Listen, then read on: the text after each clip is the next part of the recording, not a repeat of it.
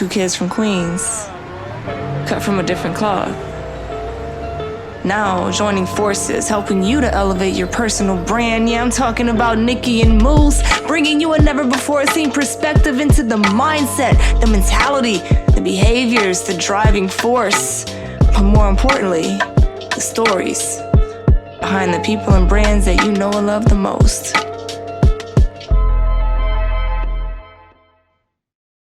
What's poppin', people? Welcome to Nicky and Moose.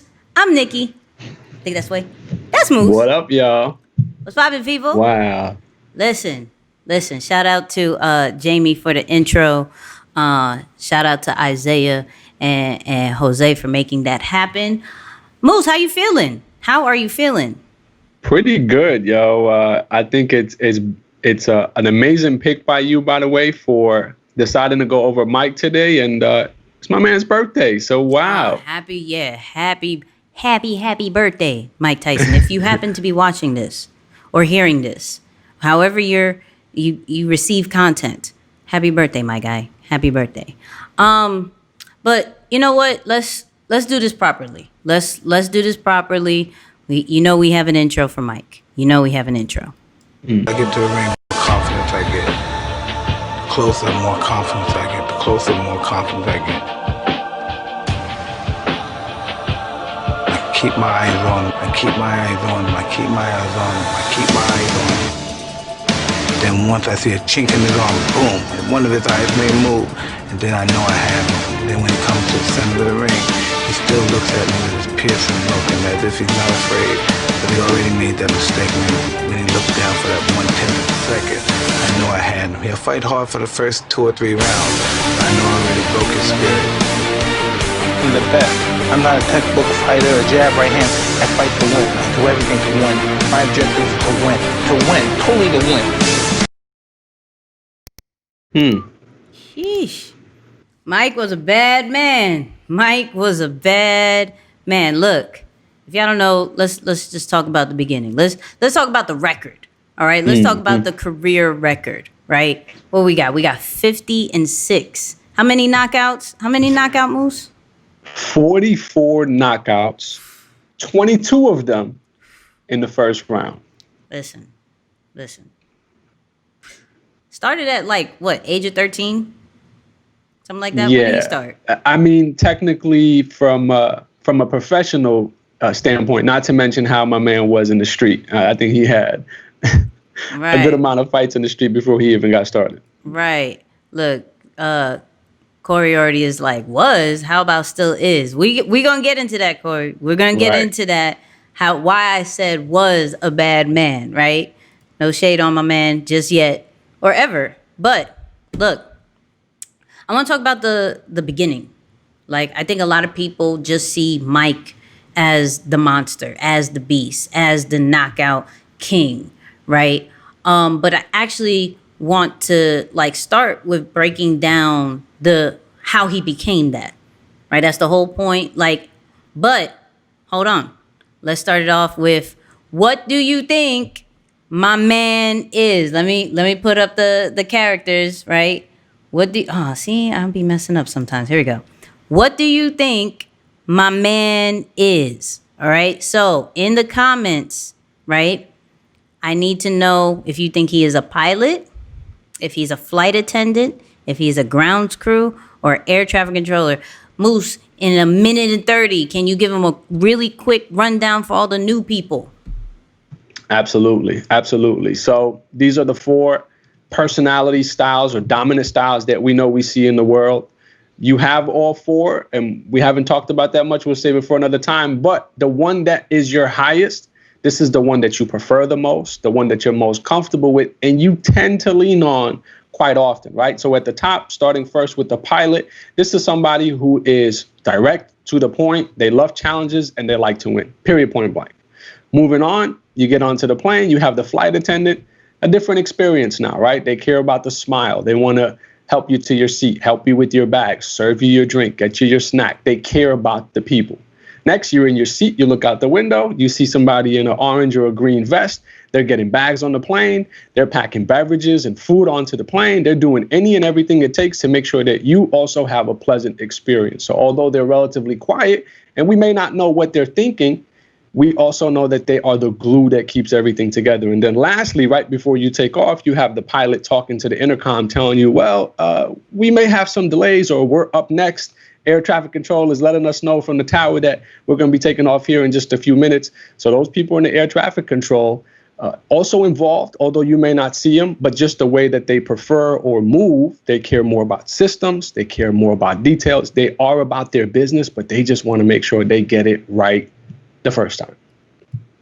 There you go, people. So go in the comments. All right. Go in the comments now. Let us know what you think. And if you had no clue what we were talking about, flightassessment.com. That's all I will say. If you have no clue what these characters are, that means you don't know anything about yourself. Flightassessment.com. But anyways, that's not the point. Let's get into this episode of Mike Tyson. I wanted to start with a video of how he spoke about boxing and a little bit about his first trainer. And we'll go more into it, but let me introduce it real quick. That's all I focused on. That's why I didn't want anything. I just wanted to fight. All I did was watch fights all day. Just from guys from 1890s to now. Just watch them all day. That's all I did, because that's all I wanted to be. Yeah. That's all I knew. I knew all the etiquette about fighting, everything. Anything you asked me about fighting, I could tell you. How did it begin? How did it start? I knew everything about fighting. Cuss believed that a boxer's thoughts should only be about fights. Only an obsession could lead to success. Obsessed with fighting. So what I got out of that is almost like all the other people that we've been talking about, like that downtime of just studying your craft, right? Noon, morning, night, midday, whatever it was, he knew everything from the past and present of boxing. And that was because of who was training him, which was Cuss, or what was his full name, Moose? Customado. Exactly. So he put him in a very strict system. You're boxing. That's all you're going to do. You're box hours, right? But I think for a kid like Mike, right, who didn't know much because of the upbringing that he had, I think the structure was needed in the beginning. I think he was with him for about 6 to 7 years, right? Mm-hmm. And then Cuss died, right? But in that time period, that trainer created a monster. That trainer created what you saw in the very early stages of Mike Tyson's career, with the knockouts, with the, I'm the baddest kind of vibes, right? Mm-hmm. Moose, what is your thought about Cuss? A disciplinarian. And, in a lot of interviews that you hear Mike talking about him, of course, he loves him, because without him, there is no Mike. There is no championship Mike that we know. But we also start to know that Customado was dealing with some things from his past that he never really fully overcame, right? So as great as he was, as we look at the trajectory of where Mike's life went, you start to wonder, man, I wonder if he could have done a better job maybe teaching him some things outside of the ring. Mm-hmm. Or is that the only way that you can become, a master at your craft, that you become so one-sided that you're forced to depend on other people to help you in other parts of your life? So it's an interesting conversation. I mean, so I think because Cuss had him at such a young age, right? And he the second that he saw Mike, he was like, yo, he's going to be champion, right? Mm-hmm. So there's, I think, a certain amount that you have to do to hone in on that skill, right? So for Mike, he was with Cuss for about 6-7 years before he died, right?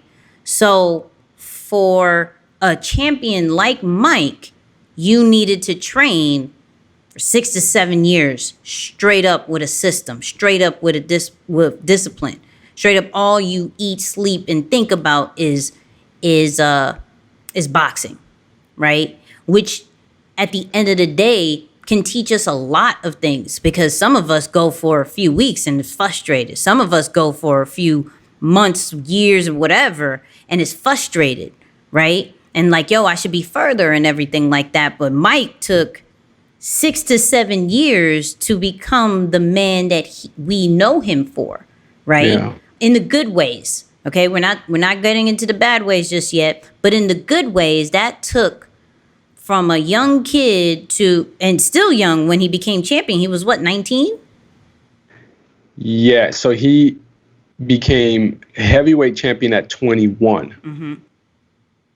But I'm sorry, no, he won his first fight at 19. Yeah, so he won here his it is. first. He Yeah. went pro at 18, won first fight at 19. Yep, exactly. There you go. So he still has the title of the youngest fighter, the youngest champion fighter. So I want people to understand that while you guys think about, okay, how does Mike act and what can we learn from Mike? Because you're talking about a bit of branding and business, but you're talking about a boxer. I'm showing you guys that, look, he spent 6 to 7 years killing the boxing bag, killing the speed bag, killing the running and everything like that, right? And became who he was because he was obsessed with boxing for years. And some people get frustrated in a year or two. Try 6 or 7, then come holla at us. But I did want to talk about something that people may not have known about Mike. And that's what he thought about himself, right? And so I want to show 2 videos. I want to show one of what his inner camp saw, and then I want to show what Mike says about himself. So let's just go with what his camp thought. A lot of doubt, a lot of fear, a lot of uncertainty, and all of a sudden he just started crying. Look, just relax, Michael, relax, just relax. If you have the roots that he had, a boy who literally wept prior to going in and knocking out some amateur opponent in 20 seconds because he was frightened of the experience, how could you expect that person to have become so self-possessed as to control his life? He never really believed in himself the way that you would think that it should be for a guy with that much ability and with that much accomplishment. And it's crazy because, like, we don't see those things, right? So, like, and this is for anybody kind of in the limelight. We see what they want us to see, right? And to know that Mike Tyson, like, struggled with confidence. I mean, my man was champion, the youngest champion. He was knocking fools out left and right. He was one of the most feared persons in the planet. Yeah. And he struggled with confidence. He struggled with himself. That was. Let me just go straight to what Mike said about it. My whole life lived with off my ego. I was a megalomaniac with a low self-esteem. You know, if you said something, I always say I'm nobody. But if it's something I want to accomplish, I'm the greatest. I'm a god. I could accomplish something. But as far as my perspective on myself, I'm. But I'm the highest paid athlete in the world. I'm the baddest man so-called on the planet. Moose. This is not an ordinary kind of path, right? Like, this is really one of those roller coaster experiences. I mean, if you think about, how he even got into fighting, he said that, in Brooklyn and growing up, one of the things that they did was they would fly pigeons, right? That was like the popular thing to do. You flew pigeons. Mm-hmm. Well, because he got bullied so regularly, flying pigeons was like his way of getting with the in crowd, right? Like finally being accepted. So he takes that pad, he's flying pigeons. A bully goes up to his roof, grabs one of his pigeons, pretty much kind of like kills him, right? Kills the pigeon. And that was the first time that he started fighting. So while we see that he was all over the place and of course had a lot of fights before starting to getting disciplined and trained and all of that, but it's not a traditional route, right? Where things are okay and you start getting around the right people and making it work. Like, he's really had a lot of big up and downs. But what I wanted to focus on with this was, did he ever heal? Right? Like, is it enough to get with the right person, right? Like a trainer, like a coach, whomever it is, get with the right person and automatically say, all right, I'm good. Or do you need to heal from a crazy past like that, which he grew up on, to finally get in a place where you can start to develop and grow and never get pulled back to where you came from? What do you think about that? So, like, I think, and let me be honest, because me and Moose had this conversation. I'm like struggling with this Mike one, because as many of us thought, my man is, like he said, I'm a god, right? Like, he was the baddest guy. But it's explained so much as far as like his rough upbringing and how that does play a role into your life later on, if it is not nurtured, if it is not addressed in the beginning, right? You have to have certain people in place to take care of that. You know, and normally I would assume that would be your mother and father or family that takes care of some of those things, those you know, self-doubt and how to become a man and how to treat people and things like that. And he didn't have that, right? His mother died at a young age. He didn't have the presence of his father. So you had this white guy, this white trainer who took him on, and the only thing he cared about was making him become the #1 heavyweight champion in the world, okay? He did that. He made him into that. He died before seeing it, but he made him into that, right? If Mike Tyson, all he knew was fighting, and the person who taught him how to fight is gone, what is the dimmer? Who are the people that are in place to show him, like, okay, like, let's dim this down. Let's try this way. Let's do it this way, right? And when we look at all the people that we've been talking about, like, you take it from a passion into an empire, and I think each one of them has had people in place, or they've had a vision of, this is my opportunity, but this is going to be way more bigger. This is going to be my legacy, where Mike only knew boxing.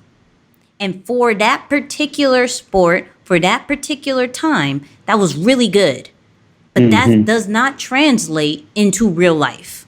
That does not translate into what happens outside of the ring, which is why I feel we saw a downfall. Because once that discipline is gone, right? Because Cuss died, he became world champion a year later, and then the people who was with Cuss, the students and everything, were still, you know, training Mike and everything like that. Hence why he was able to get the belts and everything. But they parted ways as well, and that's where Don King came in play. Now, and I know Moose got a whole section about Don, right? But that's where people who cared about one thing is gone. The structure, the system, the discipline is gone. And now Mike has already created this wave of, I'm the most feared human being and I'm going to knock everybody out. And Don King comes and says, could have been, I ain't messing with you here. I'm giving you everything. Or I don't care for you, I'm going to get this money. And a lot of us do know about the whole Don King thing. If you are a fan of Don King, or if you don't like Don King, let me know in the comments. How do you feel about Don King? Because this has been a conversation. But Moose, I know you feel a certain kind of way about Don King. Yeah, I'm just gonna have to come off rip and say, if you like Don King, I don't know if we could be friends. I just, I don't know if we could be friends. We might have to agree to disagree on that. You just lost. Yeah, You just lost. Most as a fan. I just kind of, I really, I think character is important, Right. and when you look at what he's done to multiple people, not just Mike. Yep. One of those people is Ali too, and I get a little defensive talking about Ali because Ali's the guy. Right. So I don't think he really set a good example. But one of the things I was thinking about is we often rate the effectiveness of a system based on continued success, right? How a system can continue to bring about results even far after the person who is in control has passed on. So I wanna not necessarily have a debate, but just I know everyone talks about Cus D'Amato in a great way, right? He trained Mike like he's the one who created Mike the champion. He helped Mike, and Mike also gives a lot of credit to him for that. Right. But is Cus D'Amato as good as they say he is? If after he passed, Mike kind of went, it didn't take long for Mike to go AY. Round 1, fight. Are we fighting already? I mean, I didn't want to go into it that early, but I'm just wondering, like, is it safe to say that he's not as good as people make him out to be if you couldn't train your fighter to contain himself outside of the ring?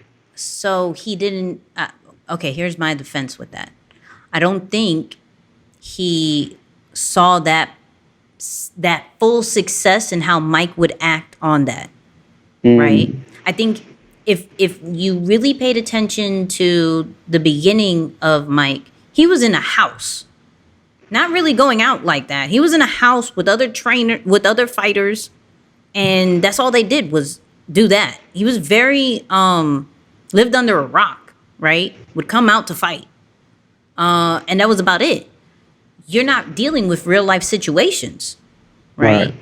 So I don't think Cus had the time. I think the time that he had was just to train Mike to fight.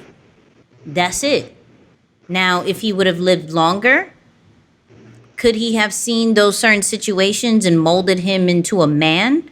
Absolutely. But when you seclude somebody and you keep them in this bubble, in this world, you have them disciplined to that particular world. You don't have them disciplined to the outside.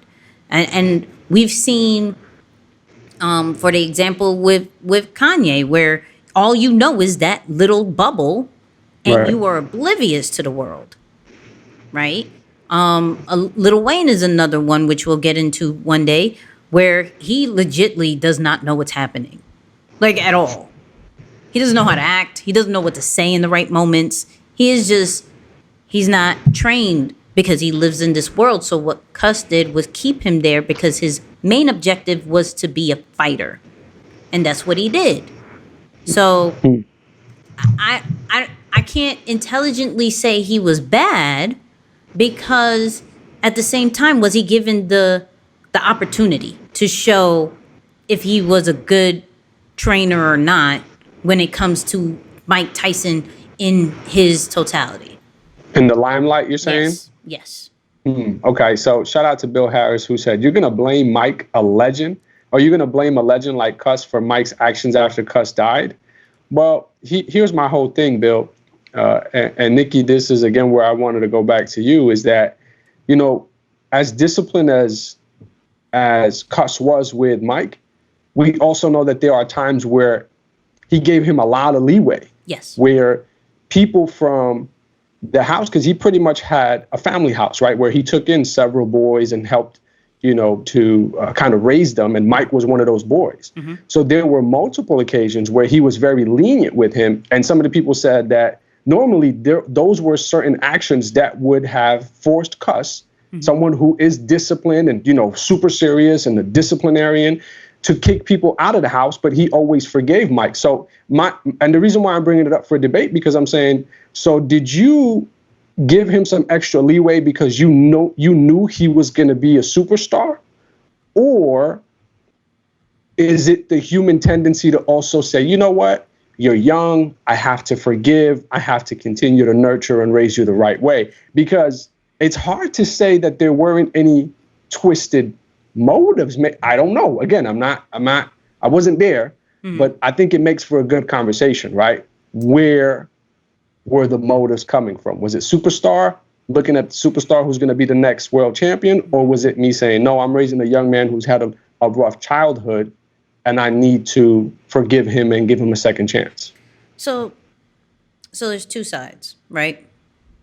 Who is to say, here's one side. One side is disagreeing with you and one side is agreeing with you. Okay. Who is to say that it is a trainer's job to mold him into a man? You are getting recognized as to train this fighter to be a fighter, right? Did Cus do that? Absolutely. Now, if we stay on that point alone, it's not his responsibility. Now that we do know that at a certain age, Cus adopted him. Right. Has gone publicly on interviews in the beginning saying, yo, he is like my son. He is the reason why I'm living. Yeah. Right? I need to see him win. So there is a level of care, right? There should be a level of responsibility. Now, off of that point, you know, he should have found some room to mold him in that section. But if the priority, especially if you're mad old, is to make sure this is done, because I don't know when I am going to croak, right? Because he died suddenly. That was not planned, right? He was probably just focused on that one thing. But as Mike being in his responsibility, he should have found some kind of, he should have prioritized a little bit as far as molding him into a man and not just a machine. But I think there were certain parts he did, because you don't want to have your son have low self-esteem. So what did he do? He forced Mike to believe that he is number one. He forced him to be the baddest mofo on this earth. No one could touch him. He is going to be the champion of the world, and he's going to be the best thing. He's going to be rich. He deserves everything. People should pick him up. He should not walk. That's what he implanted in his head. And if Cus saw, yo, this is a hurt kid. This is a kid who saw his mother do the craziest things and then died, right? Who doesn't have any kind of family. He had rough upbringing. He had over 400 fights before he even touched the ring. I'm at least going to try to make this man know his worth. Maybe a little bit too much, but you can't sit here and say Mike did not have an ego. He had an ego. No, facts. Can't argue against it. And I think, and that's why I was saying, I think when it comes to Mike, I know many are like, man, the downfall, bankruptcy, a lot of the negative things. But you also have to make the argument, like, from where he was to get to the height of his career, that alone, and again, I'm looking at both sides of it. That alone is super admirable. Like, you gotta give a lot of respect for him climbing to the top out of where he was, right? Like, the way he talks about his upbringing, the way he saw himself, and just everything that came with it to build himself up and continue to push despite the fear. Because, the video you showed, that was just minutes before he took the ring to fight at a junior, I think it was like junior nationals or something like that. So he still showed a great amount of resilience. And this is where I'm kind of just like you. I'm torn between the middle. Like, part of me is like, all right, I do give more or I wish Cus would have taken more accountability to be true with Mike. But then I also empathize with Mike because I understand what he was dealing with and everything that came with it. But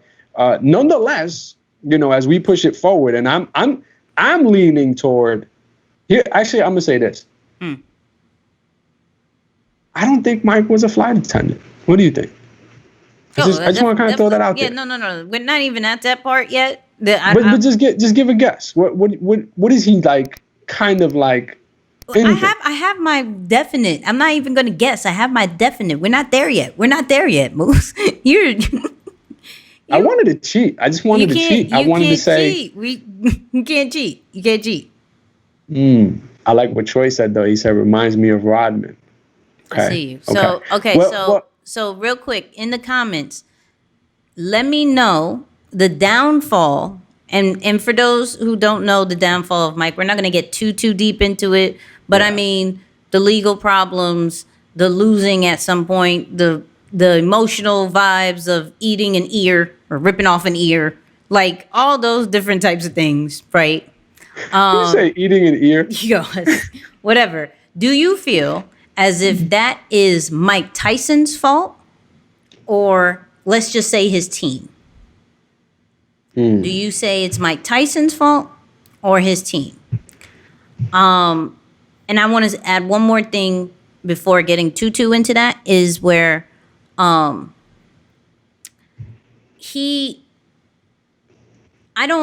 even till this day, I'm not sure if he knows how to be a man. I think he has enough people around him that has made him into the Mike Tyson that he is. So in the early age, he was a machine. He was a beast, right?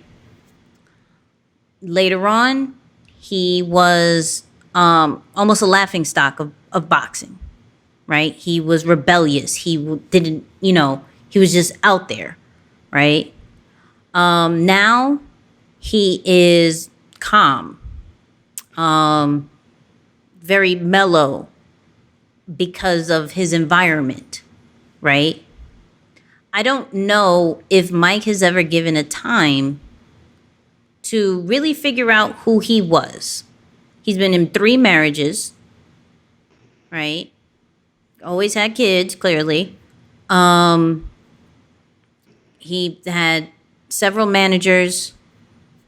I mean, he's always had people surrounded him after he became into the custody of Cuss. Like, to sit here and figure out what he, how he acts and what character is he and everything like that, is it fair to narrow that down if we can't say if he's never been given that time that he really knows who he is? It's a tough debate. I tell you, I like what some of the comments are saying though, because said Tyson's fault, but he had a terrible team. Team for not looking out for him, but it was Tyson's responsibility to act right. Mm-hmm. And there's actually a quote where Mike Tyson, during one of his interviews, he says he struggled mostly with insecurity and fear. Yep. And he says, I hated Mike Tyson, and I wondered why my friends never got me help. Like, and I think it kind of shows that he even was surprised why his team didn't get him the help that he deserved. Mm-hmm. So I'm kind of torn between this because a big part of me feels it's Mike's fault. Mm-hmm. And here's why. I had a mentor that said, hope is not a strategy. And what you don't know is your responsibility to find out. So as studious as he was, and maybe that wasn't early on, mm-hmm. You can see that he studied very well. Behind Customato, he was studying war and he was understanding certain strategies that were similar to boxing and what he could take into the ring. So even if you weren't guided in that direction, at some point you should have known that there was part of you missing. And I can't help but not notice that, because I think every man comes a point in their life where they ask themselves that question. Mm-hmm. Now, I know it becomes even more difficult with the limelight and having that much success early on, because, you figure you start winning at 16, 17, and you don't really have a downfall for several years, right? It wasn't really until his first marriage that he started getting some heat from the press and the public and people speaking badly about him, that it kind of brought that negative Mike Tyson back out. But I would say a big part of the blame falls on Mike Tyson, because he should have known something was off. Like, does it not click? Like, is when things are good, you never look to the other side? Or I just don't think he was formed to be normal. I don't think he knew what was right and wrong. I don't think there was anybody to teach him what was right or wrong. Right? So if you look at his legal issues, right, once he was put into jail, well, now he knew that was wrong. Right. It took that. Right? Anything in boxing, though, he was still very untouchable. No one would say that Mike Tyson is wrong. Right? It took losses, and he still couldn't register, because that was something completely extreme. My so-called dad, who died, right, because he saw Cuss as a father figure, said I was the greatest. Right. I was getting money out of this world, and I'm losing, and people hate me. I don't know how to deal with this, so I'm just going to lash out, because I don't know what's right and wrong.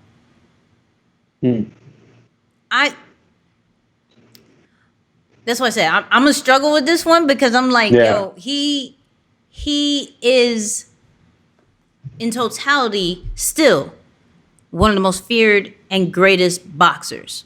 Can't take that away from him. 100%. It was the people that was around him that determined his destiny as far as his career.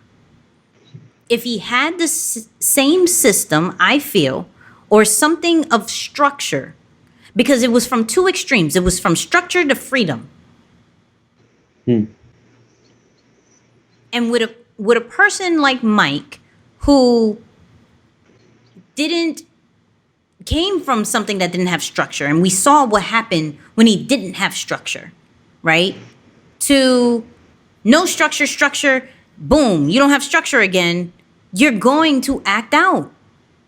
And no one is going to tell you no, because we're all scared of you. Right. We're all scared of you. There's people to this day. And for those who've seen Mike Tyson interviews and everything, we'll get more into that or whatever. He is a whole different person now. He is a whole different person. And people are like, I mean, I get it. You're calm now and you're totally a different person. You say that. I'm still scared of you. Right. I still feel like you will knock me out. Right. So, yeah, So Justin said mental illness. And you know what? That was a question that I looked into too.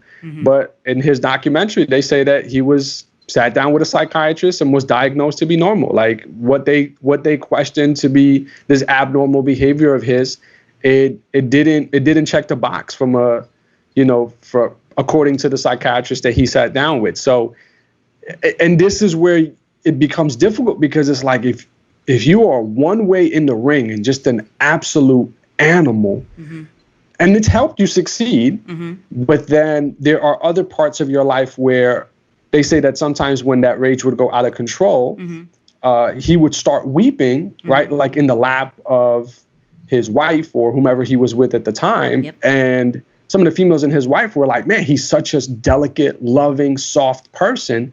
So I think he was genetically modified in a sense to be well equipped for the ring, but there was no real training on how to separate life from boxing, right? I think, and had there been just a nice balance between, hey, how do you cross that bridge? Because we need you that way to succeed when it comes to fighting. That has helped you in that arena. But when it comes to normal life, we have to walk you back over that bridge in a way, maybe with, some training wheels, if we will, just to make sure we don't get you off rail. So I think that is where, it probably lacked a little bit, but from a mental issue, nothing was officially diagnosed. I am not a doctor. I am not going to sit here and say somebody is mentally Unless you claim it, like Kanye say he was bipolar, we could say that he's bipolar because he said he was bipolar. Indeed. I'm not going to sit here and think that he is what he is, right? What I do want to point out, and it is kind of getting into the branding section of it, right? I want to talk about Punchout. Anybody, me and Moose had this conversation because I was like, yo, are we going to talk about Punchout? And he's like, oh, the knockouts? No, Punchout. I legit thought you were talking about like the people he knocked out. No, the Punchout. And he's like, what are you talking about? So if you played Punchout, all right? If you played Punchout, and let me remind you what this looks like. There you go. Yes. Come on. He's blocking. Oh. All right, that's right. He's down. Press A, B, B, A. Get up. You're up. There you go. Fight. Come on, back in. Come on. Go. Down. Body blow. Oh, yes. Oh. So if you played that, please put in the comments.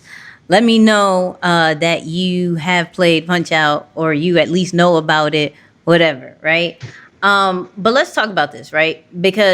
And I want people to guess how much this game made because it had to be top 5 Nintendo game that I think on eBay is still selling for like $250, right? Crazy. I think probably more.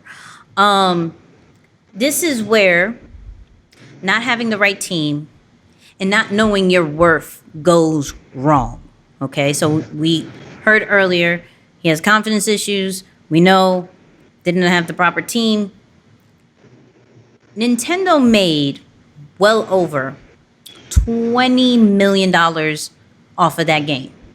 Easy, right? 20 million, you said? 20 million. Wow. 20 million, right? Somebody said they never heard of it. That's crazy.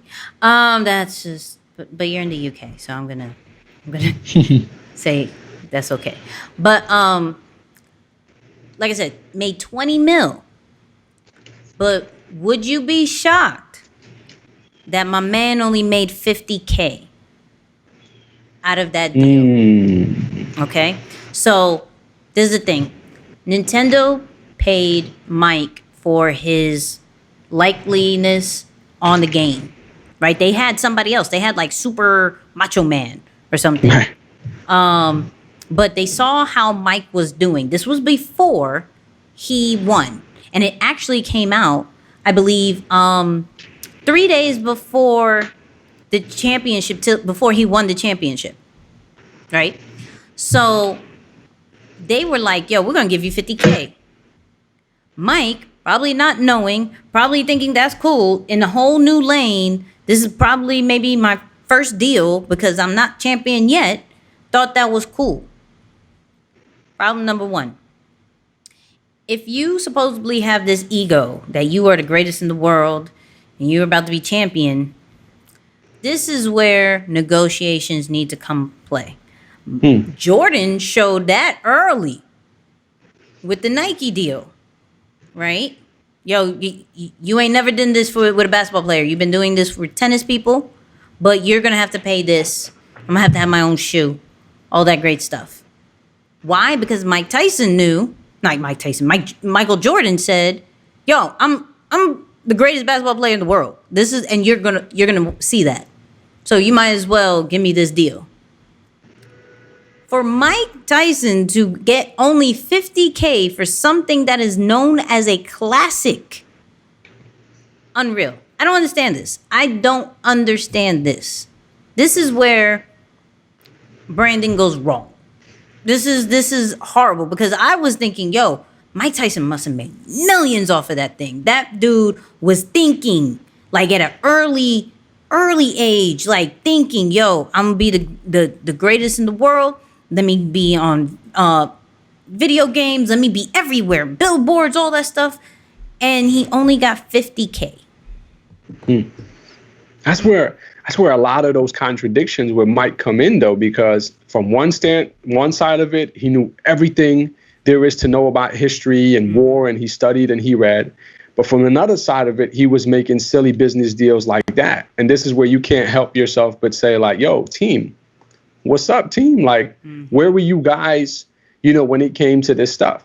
Now, the only real thing that I can say, what made Jordan different than Tyson, when you think, as we watched The Last Dance, and we made sure to break that down as well, it was Jordan's mom and dad both present and active in his life that really helped him to make the right choice when it came to, the Nike deal. And even still, like they kind of fell short a little bit, but it wasn't no 50 grand. I mean, sheesh, anybody could have known. That's not even a percentage of what you would make in the ring fighting in his current day, right? Like currently at the time that he was fighting. So I think that's just a big ball drop that when we're analyzing his team or scoring his team, it's like, come on, y'all, like that's not cool, right? Because you have to put the best interest of the people you're representing at all times. And that was, that's a silly mistake. That's a silly mistake.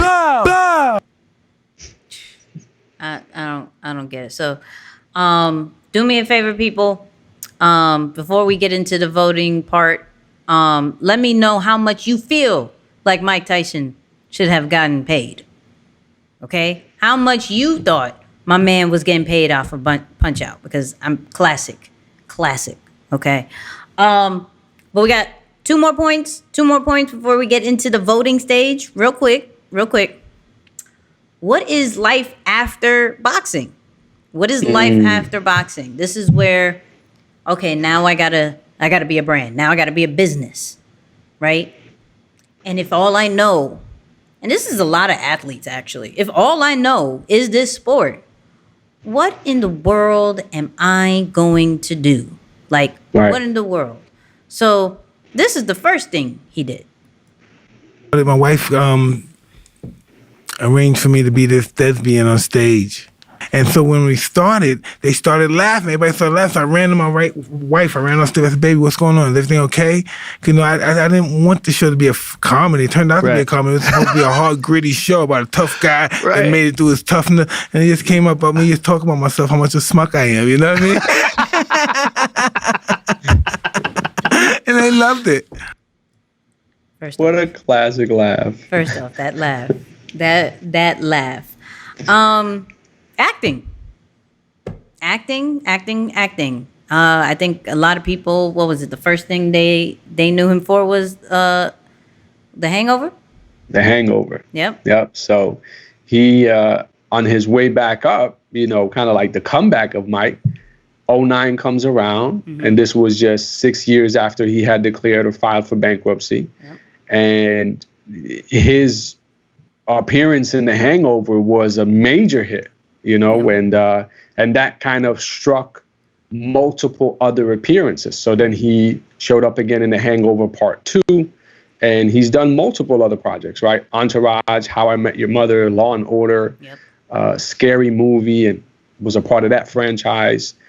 Even did some stuff in China, right? So like that acting gig really helped him to bounce back and climb up out of bankruptcy to where he kind of started building from a flat ground again. Yep. And what he was talking about in the interview was based off his documentary. He hit Broadway. Like, he had a whole show on Broadway, right? What I did want to point out was something that he said where he was like, yo, I thought I was going to be this, gritty, mean guy. I was telling my life, I was trying to tell him that my dad left and people were laughing at me, right? I felt a certain kind of way, but people were laughing at me. So I thought it was one way. We made a shift and we turned it into a comedy. Your audience is going to tell you what they want from you. So mind you, Mike did not know exactly what to do after boxing. He didn't know how people would want to take his content, take his ventures, or anything like that. The fact that people were still receiving him in a entertaining way, maybe not the entertaining way that he knew, but they found some kind of light and humor out of him, he capitalized on that. You know what? If y'all think I'm this funny guy, I'm gonna be this funny guy, right? Because I don't know what else to do right now. My wife said we're gonna hit Broadway. They took that nationwide, and then they took it all over the world, based off what their audience wants. So, I would say, as a mini lesson, is listen to your audience. This is what they want from you, okay? Don't do only what you think it is. If he would have kept with I thought it was going to be a fear, like, gritty guy. This is a documentary about my life, and this is serious, and it's a serious situation. It probably wouldn't have sold. It probably wouldn't have sold at all.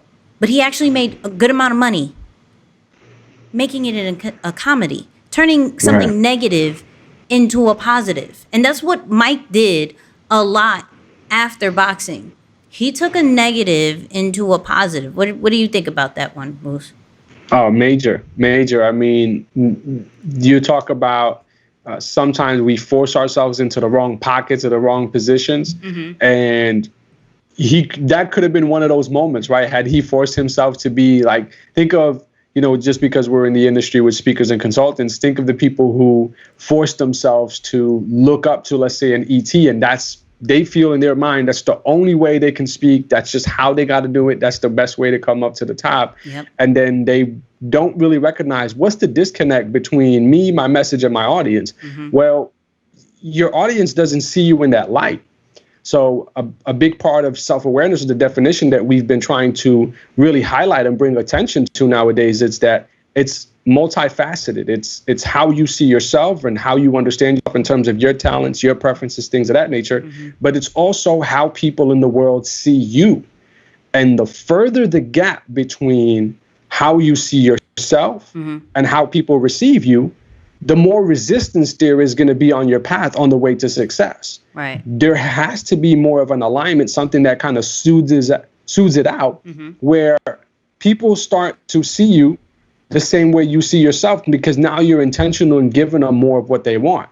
Now you could think of, oh, well, that's me being a people pleaser. And that's the furthest thing from the truth, because a big part of what we reward people for is their desire to serve others, right? Like that servanthood. And that's really what it is, even at the entertainment level, right? People want to laugh, so they go to see comedians who can help them deliver on that, right? People want to be entertained, so they go to watch movies with people who know how to maybe make action movies and things of that nature that give them the thing that they wanted. So I think it's a super strategic move.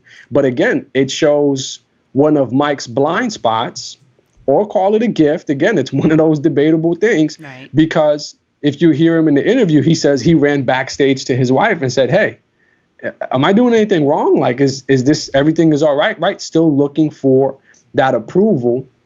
And no, she wasn't ready. She wasn't ready. Yeah. No, so I wanted to address somebody, because somebody said, so hopefully he made more than $50K. With 10 performances, it has been reported that it was over $1 million of gross. Okay. This is him just telling his story and receiving what the audience said and making adjustments, right? So remember these key words, please, people. This is the whole point. Now, the last thing before we get into the debate. So listen, do me a favor. If you haven't shared this, share this, because the debate is coming. Okay, share this.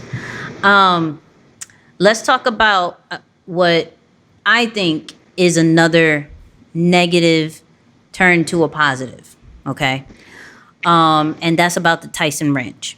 So, for those who do know the negative side about Tyson, as you heard, we don't really go too deep into it, because I don't want to. It's his birthday, for one, and two, I think he's more than just the bad times, right? So, but to mention it, he was highly addicted to drugs and alcohol, right? I think at the age of 8 or 9, his mom, going to sleep, gave him weed and alcohol to go to sleep, right?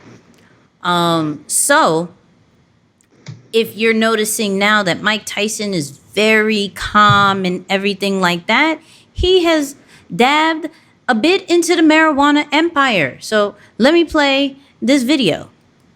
Well, listen, at this point, we embarked on this really amazing, state-of-the-art, first of its kind cannabis ranch. And we're doing it in the Palm Spring hot desert area. And one side is going to be for families. It's going to have best bet, the Top Golf and all that stuff, fun for run for fun and all that stuff. And then on the other side, we're going to have a stadium. We're going to have a university. We're going to be able to educate people on cannabis and extraction of the cannabis from. So here's a picture of what possibly can be the Tyson Ranch, right? And I'm bringing this up, mind you, I'm not saying yay or nay to the marijuana industry. That's not what I'm doing. But what I will say is that he is getting into an industry that at this current moment, recreational-wise, is making about $3 billion. Medical-wise is making $5 billion. Okay? Say what you want. I am a huge fan of turning an addiction into a profit, turning a negative to a positive. Okay? If this is what he is saying, regardless of how you feel about this topic, okay? If he is saying, yo, this is helping me in my life, without it, the guy that you did not like will come back, right? The guy right there, the yelling, the I eat your kids, I kill you kind of vibes, he will come back. This is what I found that is working. And let me educate people, because not only, because some people are going to be like, oh, well, he's promoting it, this, that, and the third. If you heard the clip, he is making sections of, I'm going to educate you on it. I'm going to do a wellness center. I'm going to create a whole experience with concerts and everything like that. This is going to be a whole different environment, right? He's doing it in a place that it's legal. It's not like he's going somewhere else, right? And like I said, no matter how you feel about this, the fact that he took a negative and is making it into a positive into his life, I can't be mad at that. I that's me personally. Right. Moose, how do you feel about that? Yeah, I mean, truthfully, I can't really comment on the cannabis industry. Similar to you, I see the business opportunity behind it, but here's the example I want to draw by it, right? Because I do want to talk about the concept of team as it relates to Mike Tyson, because it's not something that we can overlook, right? We're going to talk about this a little bit later, but just specifically from Don King, right? Okay. And of course, we know that a lot of people don't necessarily like Don King or they don't agree with his style and what he's done. But you can also make the argument that Mike Tyson doesn't see the prize fights that he sees without Don King's ability to network, to use his charisma, to get him into places, to help him really get those big title prize fights, right, that just draw a great amount of feedback. Now, here's the drawback, right? A little bit, if you listen to that interview with Mike when he's talking about the cannabis industry, he mentioned some of his other business partners, one of them being Rob Hickman. Notice the difference now, right? So I'm just going to go back and forth, right, and draw a couple examples. So Don King was noted to not just sign the big fighters, the big prize fighters, like he actually represented Muhammad Ali. He represented Tyson. He represented Witherspoon, right? So he represented some big name fighters. But Don King would also go to the opponents and make them sign to his company or his team, right? And in the event that they won, they automatically had to be represented by him. Like that was the type of contract that he was delivering to people, right? Like just some crazy out of context, out of line stuff. Now, on the flip side of that, you have Rob Hickman, who is a smart businessman, right? From a career standpoint, he started off in the food and kind of supermarket chain, and he grew one of the largest supermarket chains in America. And then he didn't get into the industry until he was facing a near death or an illness that he couldn't bounce back from. None of the medication was working on him, and he couldn't find nothing else but the cannabis, industry or using it for medical reasons that started to help him recover. So when he ventured into the business opportunity, notice what he does here. He doesn't partner with Mike and calls it Rob Hickman Ranch, like a Don King, where Don King would have always said, oh, you know what? It's my show. It's about me. I need to be on the front. I need to be the face. And he was the one who was really in Mike's ear that pushed him to fire some of those trainers that came up with him under cuss and some of the traditional things that he normally would do. He kind of ran Mike into a wall. But Rob Hickman on the flip side of it says, you know what?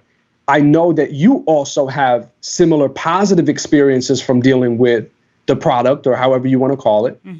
And let's put your name out front because you're the brand.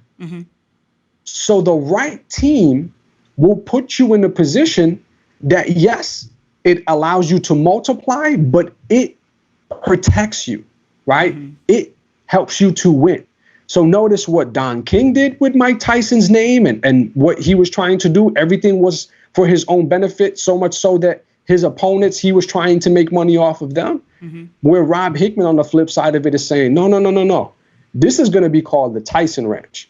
I'm not going to be in interviews like that. You go out there, you be the face of us, and we'll back you from a business standpoint. So I did want to highlight the importance of when you pick the right team, right? Because again, it's difficult to decipher who's who, what's going on when things are going good. Like, who's not going to want to be? And Mike talks about this too in his documentary. He's like, who's not going to want to pretend like they love me when I have a gold bathtub and we're living in these exotic life, right? Like, who's going to want to pretend to say, oh, Mike, I don't like you. But to get Mike from where he was, negative 23 million in the hole, to get him to where he stands today, in a positive net worth, wrote 2 books. Of course, we talked about the movies, the podcast, but what he's building now, I think it's just really a testament to see what it looks like when you have a bad team, a team that is using you and taking advantage of your skill set, your gift, or your talent. And what happens when you get a team that finally says, you know what? I know my role. Let's now come together and both be great, even if it means that I don't have to be in the limelight. So I did want to bring attention to that just, from a partnership and team standpoint. And that's important, man, to kind of see Mike and, like you said, turn a negative into a positive again on his birthday. So shout out to Mike. Happy birthday to him. But it's great to see him, for the most part, healthy, training and just being able to represent himself in a positive way. So, when you were talking about, this is semi-side note, but when you were talking about Don King, the first person that popped in my head that may have done something similar we may have to talk about one day? Diddy.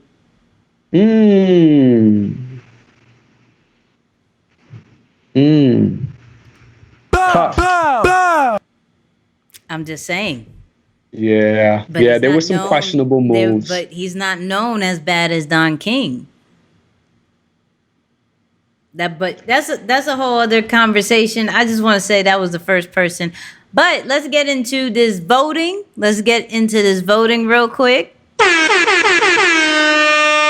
Shout out to Mike. You still are one of the greatest boxers in this lifetime. Okay, but what do we feel after hearing the stories, after seeing the breakdown, all that great stuff? What do we feel Mike Tyson is? Do we feel as if he is a pilot, a flight attendant, a grounds crew, or air traffic controller? All right.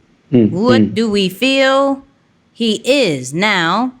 If we're going to go all the way back when Moose wanted to talk about it, he wanted to get rid of one automatically. So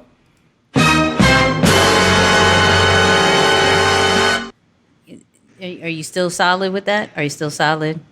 I was just trying to stir the pot. I was like, I don't think he's that. So, some people, look, Some I people saw are some saying flight attendants, though. I saw some people saying, "Yo, my man is a flight attendant." So do you want to get rid of that right off bat? Is that the first one to go for you?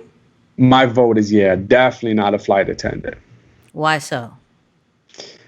Well, you look at his past, right, and him being bullied, not liked. He didn't really have the influence, and I think people liked Mike more so because they were afraid of him, not because they were influenced by him.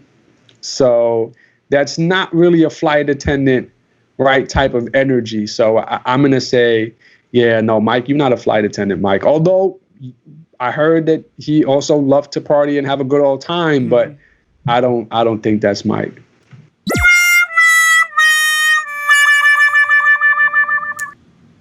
Sorry, people. For those who think he is a flight attendant, please comment why you think that, by the way. Why? Because I agree. I do not think just because you barking really loud doesn't necessarily make you a flight attendant, okay? But we'll get into why I say that off these next three, because I'm torn as far as the top two. Okay, I know we normally are feeling very confident about the next one that we could knock down. But what I will say, as far as this, is like, I think at one moment he was a grounds crew and air traffic controller. And I think at the next moment he was a grounds crew and a pilot because he had too much freedom. And so he was bossing people around and getting into trouble because he was very rebellious, right? And he knew he was very demanding about I want a Tiger. I want 7 Bentleys. I want this. I want that. He was very demanding. So I think at different stages of his life, I think he was all three. But with ground crew being the top one. I just think there was different stages, and now I just believe in this current stage that he's in, he is a complete grounds crew. But what would you say?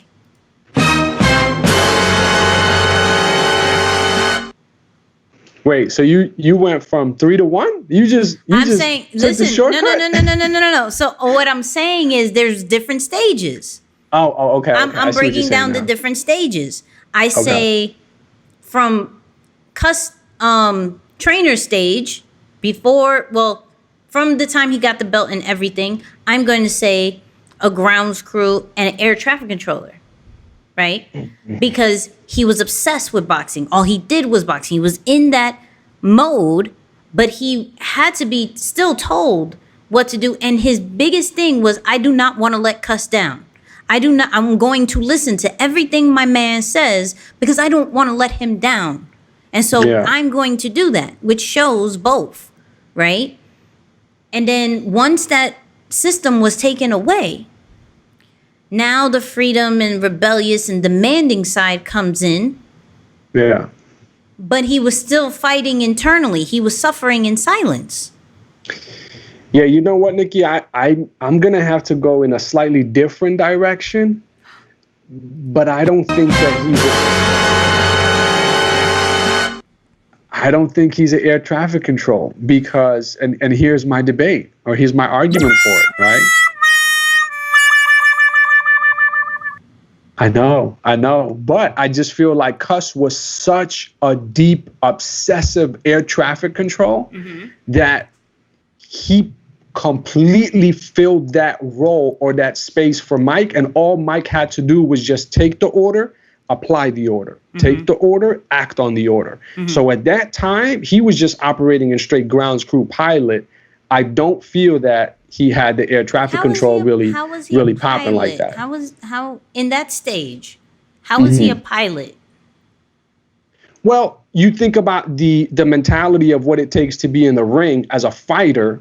I think that was that's that genetically modified piece in him, right? Like there was a way to turn anger into aggression in a positive way that led to wins in the ring, right?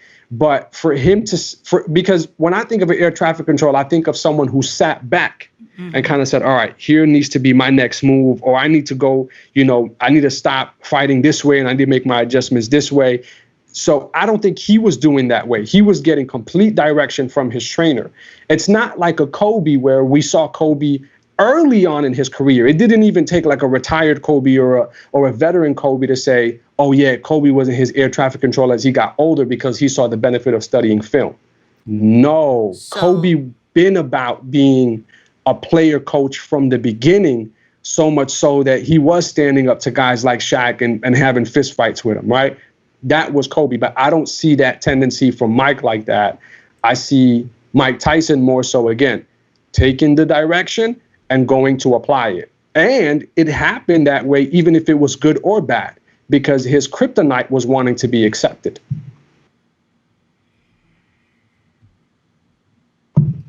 I don't know if I fully agree with you, but I'll give you some sound noises on that one because that was still a bar, right? But this is where my butt comes in, right? Once Cuss died, you're going to sit here and say that he was still a grounds crew and pilot? Like in that era where he still had the Kevin guy. Right, yeah. He still had he still had the toolage of Cuss, right? You're going to sit and tell me that once the true air traffic controller, because I will say that Cuss Cuss was a pilot and an air traffic controller. I want to say that, right? I see that. But once that main person is gone, and just because you have certain toolage doesn't mean that is a strong enough force to fulfill that air traffic controller like you said Cuss was. So you're sitting here saying that before Kevin left, right, or whatever that happened, that he was just a grounds crew and a pilot? Yeah. I'm going to have to stick to my guns on this one. So let's ask this question. And again, y'all in the comments, man, give us your take, right? I always love getting feedback from the comments. What part of boxing requires you to be an air traffic control? I'm just wondering, what part of boxing as a boxer do you need to be in your air traffic control? Because I feel like most of your preparation happens, of course, before the fight, leading up to the fight. And once is here go to Pinky. Once the bell rings, you're going out there practicing what you. All right. Hey, you gonna learn today?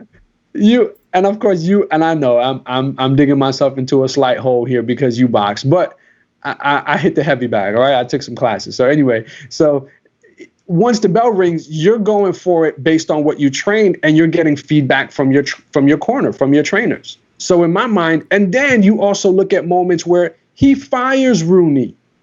He goes on to fire Rooney. So he was not operating at an air traffic control. He was actually being more so rebellious based off of what was happening, especially when Don King came in his corner and started letting him do whatever he wanted. So you can really make the argument that when your manager or your agent is helping you to become rebellious and go out there and do whatever you want, get out of shape and not be in the best shape of your life for a fight, You ain't got the answers, man. You ain't got the answers. You ain't got the answers. Listen, Sway. I'm telling you. But no, seriously, let's talk about that. I mean, you don't think that when he fires Rooney and the way under Don King, which is, of course, most of the time that was after Cuss died, he was what part of air traffic control was he operating in at that time? So I think the firing was a flight attendant vibe. That was based off emotions. What we read, which we don't know is true or false, he fired him because of what he said about his wife. Mm-hmm. That's not a pilot, and that's not air traffic. That's a flight attendant. You're in your emotions. You said he fired him when he said, He said something about his wife. Oh, his wife. Yeah. He said something about his wife, and so he became a flight attendant and fired him off of emotions. So based off what we read, now we don't know what's the truth, whatever. Now, this is to go back on what you said. So there has to be a level of strategy to fight people. There has to be, okay? Fighting, unless you're doing Mexican style fighting, and that's no shade, that is a legit style. You're not just pounding each other's head, just going like this 24/7.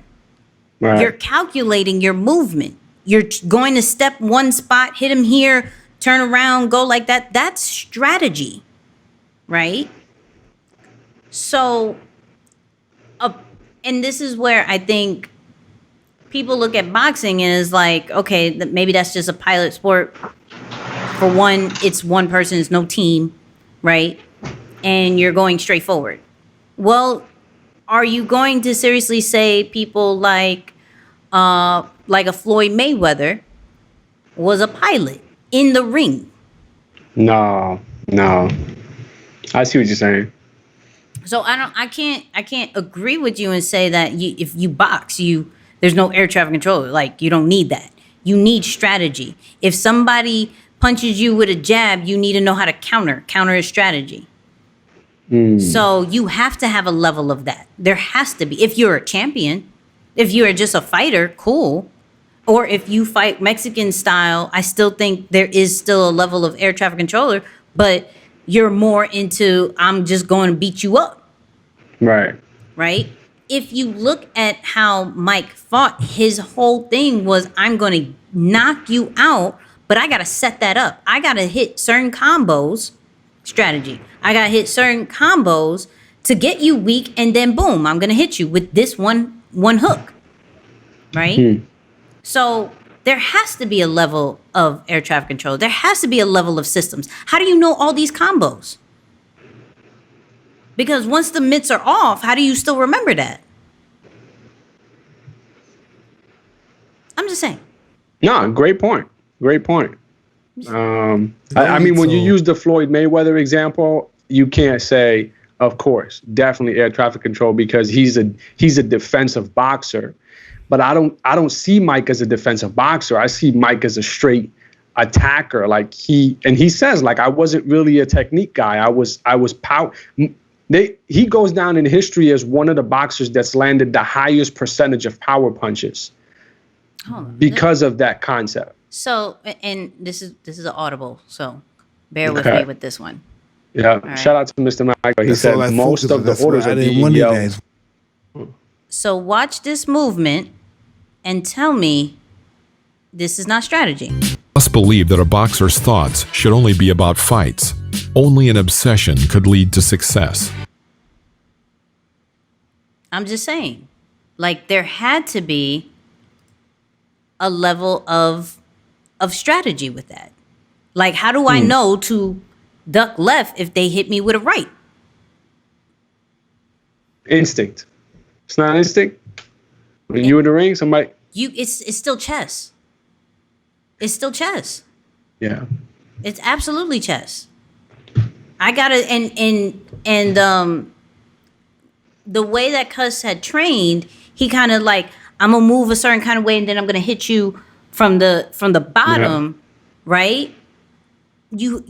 For a fighter to really understand that and embody it, like Mike did, like how Floyd has done with his defensive and everything like that, you have to have a level of strategy. You have to have a level of discipline. You have to have, like, I can't just say because the trainer is that way, they instantly absorb it, and you have to have some kind of level of that, because once you get hit, it's a different vibe. That goes all out the window if you are not trained, if you are not disciplined, if you don't have the strategy like you haven't embodied the strategy, because once you get hit, it's a whole different world. I promise you. Like, so many things go out the window. You had 19 different combos, now you have 2. Right? And it's 1-2. And that's it. I'm just saying. That's hilarious. That's good. No, good argument though. Good argument. I like it. I like it. So what goes? What goes? I'm going to say. Okay, what stage are we talking about? That's what I said. Like, there's 3 stages. Okay, I think if we're talking about the Mike now, that's a different person. I think Mike in the beginning and the Mike at the end of his career is 2 different people. Yeah. Let's talk about Mike by now. different situations. Yeah.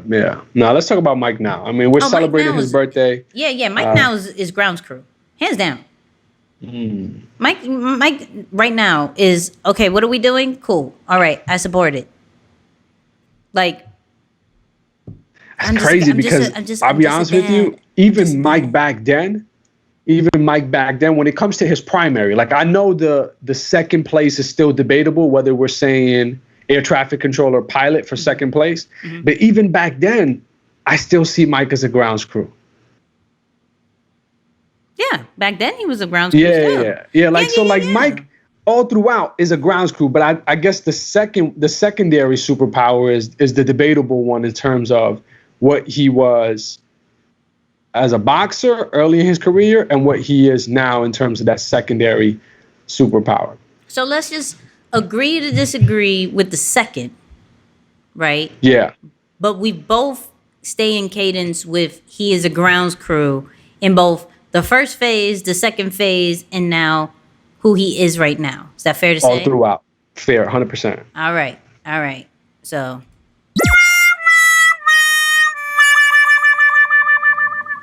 Grounds crew, people. Grounds crew. All right, so look, I feel like we've been debating like this whole time, but pretty much. I don't know if you have a topic. Do you look? I got it ready. You want to go?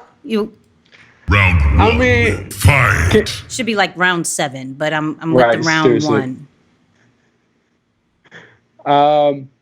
I have something in mind. Okay. But I like to always what is it called? Decipher to the audience or differ to the audience. Mm-hmm. So I wonder if there's a hot topic or something that folks tuned in are saying, yo.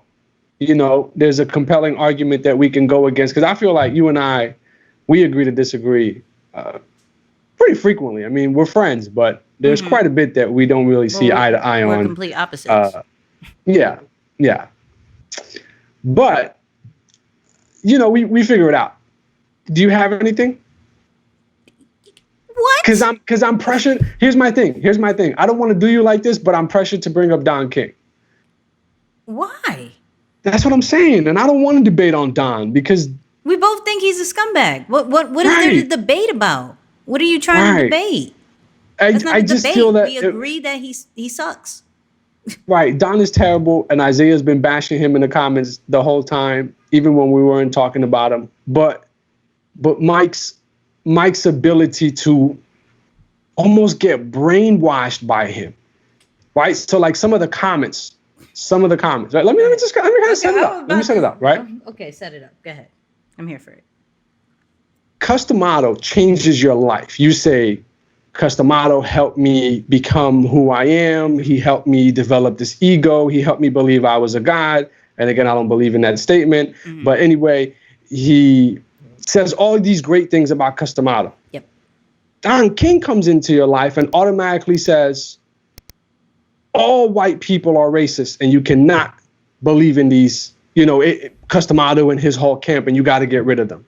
Mm-hmm. So I'm like, Mike, come on. Like, you can't decipher between a good man who has helped you, pretty much establish your entire career and you fall for what Don is saying. That's my whole thing. Like,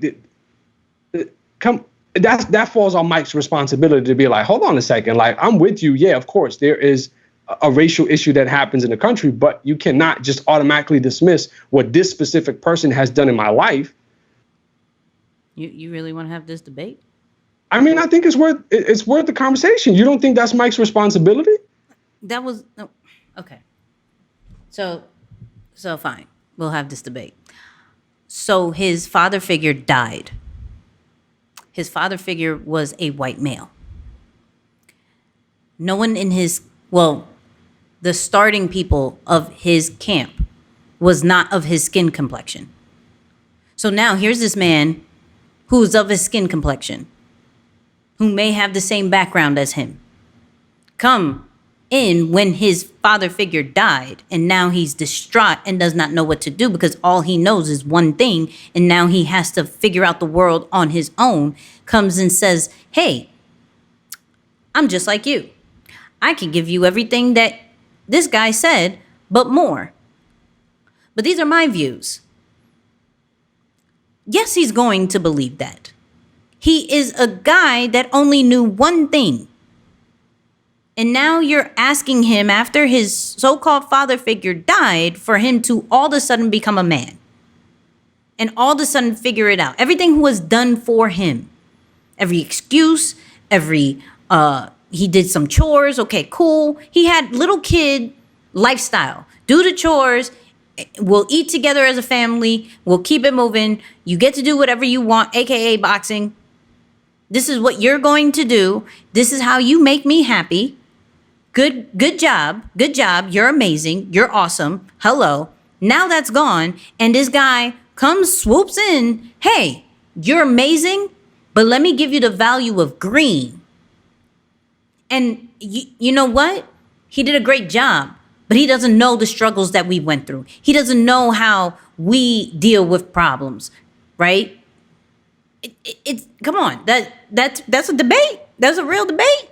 Yeah, it's a debate. You know why? Because any level of deductive reasoning, especially even for a Mike Tyson who grew up in the era where Muhammad Ali was the champ, would have seen what Don King did to Ali. He had no confidence in himself. You took away. You took away what. Let me provide you with some facts, some numerical data, so that you can kind of see what I'm talking about. Okay, here it goes. In the midst of the pinky, Don King was sued by every single one of his big time fighters that he represented. Oh, right? You thought he did research on that? You thought he did research. Okay, go ahead. The first being Muhammad Ali. When he put him in the ring for that last fight, that was the fight that possibly got him to be sick, by the way, right? Like that's what gave him the disease. I forget the name of the disease that he had towards pretty much his entire, retirement time. But that was because of Don King. So then he goes, Muhammad Ali tries to sue him, and at the time asked for $1.1 million. Don King settles for $50,000. And I'm saying, Tyson, if this is your idol, Ali, and he's of your color, so you can't say, oh, but he gave him the earful of, no, I'm like you, I know your experience. There goes Muhammad Ali, your idol, exactly what you went through in a sense, and doing what you did, got cheated out of his career by the very same man who had you turn your back on your entire camp that got you to where you are. Where's the loyalty? Forget the deductive reasoning to say, nah, man, like, I know this doesn't seem right. Where's the loyalty? Just like, I'm out, peace, I'll see you guys later, thanks, fired? Not even on some like, hey, I think it's time for me to go to the next level. No, he just said, yo, you're fired.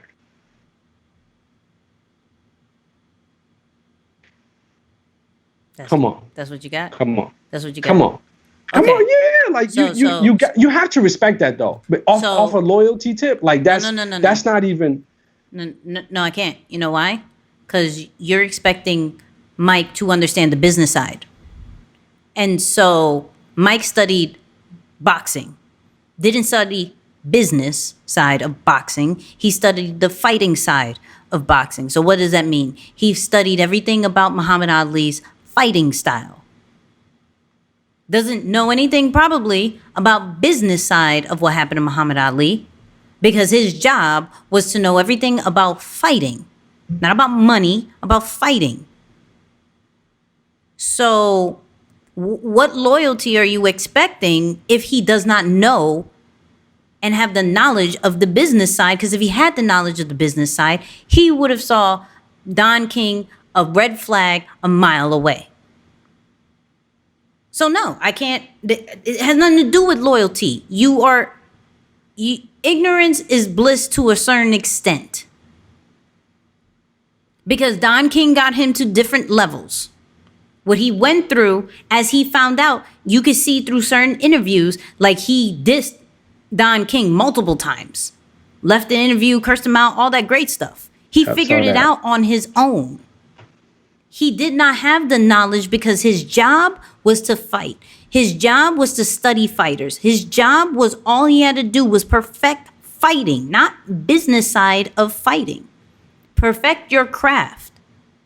And that's what he did. He is known as a fighter. He is not known as somebody who builds an empire. He is not what we know as like Floyd Mayweather, which I study boxing, but I also study the business side of boxing. Hence why Mike Tyson Promotions probably didn't do as well. But Floyd Mayweather Promotions is doing amazing.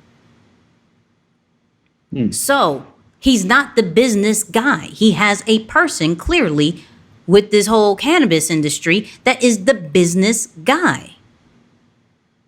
His whole job, cannabis side for sure. Yeah, but his whole job was to fight. He is a prize fighter. His whole job was to fight. What did he do? He fought. That's all he knew. So when things would go left, that's why he was rebellious, because all he knew was fighting. So now I'm going to yell and act up because things are going wrong. So no, has nothing to do with loyalty to Ali. Because when he faced the Larry Holmes, what did he say? Yo, what did Ali tell you, Mike? Get him. What did you do? I got him. Why? Because loyalty is fighting and defending him. Not loyalty is make sure you don't do the same business moves as I did. Like, that's not it. That's not it. I'm not even talking. No, solid point. Look, I'm not going to say I can't debate that. That's 100% facts. Mike was a fighter. That's what he did. I get it. But I'm saying, like, it's some of the stuff that happened with Don King. It's not like it was swept under the rug. It's not like they were saying, oh, like, don't tell nobody. Like, this is obvious stuff. You're seeing one of the greatest boxers of all time go into retirement, obviously struggling. That should have been an indicator, like, yo, my man was just representing him. Like, clearly this is something that is not is not going in the right direction. I need to maybe pay attention, maybe ask about my money or look at my contract or gain any level of awareness. Did we know, let's put it like this. Did we know some of the downfall before studying this? Like the things that we're bringing up, like that we had conversations offline and some of the drug addictions, like as deep as it is. Did we know all that? No. That means we would have to study Mike on a whole new level. His job was to know the surface level of Ali. What made him great? How did he get to the title? What did he do? What was his footwork? How did he move? How did he become a champion? Because I'm trying to become a champion. How did he stay a champion? Because I'm trying to stay a champion. Not anything else. We didn't know some of the stuff that we know about Mike until we looked under the hood. Yeah. And, I guess the part of me that also is, and of course, this is a one-sided perspective, of course, from this standpoint. But like I see somebody she said, come on, the man was illiterate. Come on. But he was also well studied.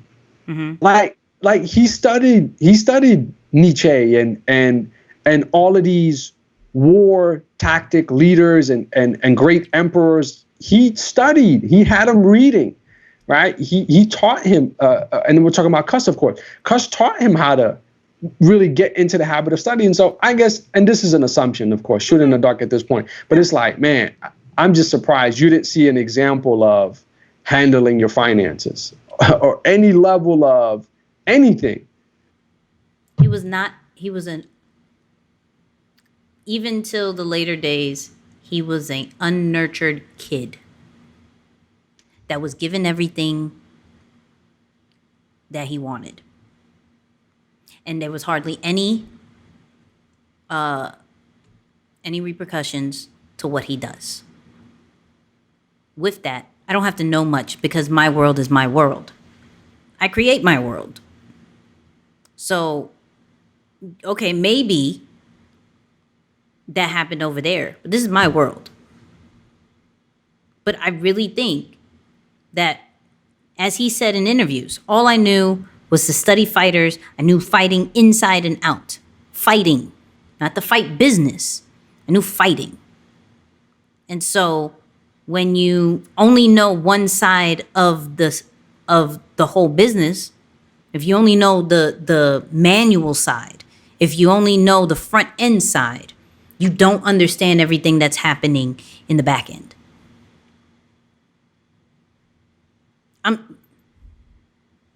It's not his job. He's supposed to have a strong team to understand that. That's it. He's supposed to have a strong team to understand that. He attached himself to the wrong people. And this is what happens when you reach a certain kind of level. Same thing with relationships. Yo, people only wanted him for his money. Being the in the world, like his own kind of world, and not really dealing with females because all he knew was fighting, he picked the wrong ones. You have to go through it to truly understand, especially if you're sheltered. He's a sheltered kid. So he has to find out the hard way. He found out the hard way. It took him a lot of money lost, right? A lot of money. My man made up from 300 to $500,000 off of his fights alone. And what is he worth now? Only $3 million, which is not bad. I don't want to say only $3 million like I got it, right? Mm-hmm. Clearly, I ain't got that yet. But he learned the hard way. He had to do exhibition fights just to pay off debt. He knew at one point, oh man, what did I get myself into? Damn it, Mike. Damn it, Mike. Like, Yo, wait, you can imitate Mike. That's hilarious. I'm just saying. Certain people learn. Like for me, I'm one of those people that I have to learn the hard way. I was a sheltered kid, so I could fully understand that part. I was a sheltered kid, so there's a lot of things that just because, even if the world says, "Yo, don't go this way," I'm gonna go this way to find out my own way, right? But for him, he only knew one thing. So everything was going to take longer to figure out. So that's the pro and the con of mastering your craft to a certain point. Right? Because I think he only mastered one part of his craft and not in its entirety. Yeah. Because I think the boxing business, the boxing as a whole, the industry as a whole, if you are known as one of the greats, you should understand how to play that game altogether. I think De La Hoya has done that very well. True. Question for you. You're Mike's manager. No, not, but okay. You get to do it all over again. All right, Okay. hypothetically speaking. Okay. You get to do it all over again. Mm-hmm. What's one piece of advice you'd give Mike so that you make sure he does things differently now after we've spent the time studying him and really, breaking down his career? What's one piece of advice you give Mike so that he does things differently this time around? I would honestly say have a life early. If you think about the Jacksons, right? Mike had some struggles. We're just talking about Mike's all day. Mike had some struggles because he didn't have a life. Right? So a lot of things that he probably shouldn't have done or shouldn't have chilled with or whatever it is, doesn't really, he thought it was normal. And there's no one, once you reach a certain kind of level, is going to tell you different. So I think you got to let them live and make sure certain people are in place to give them like un pao. Like, no, that ain't it. Stop it. That's not it. Let them let them pay.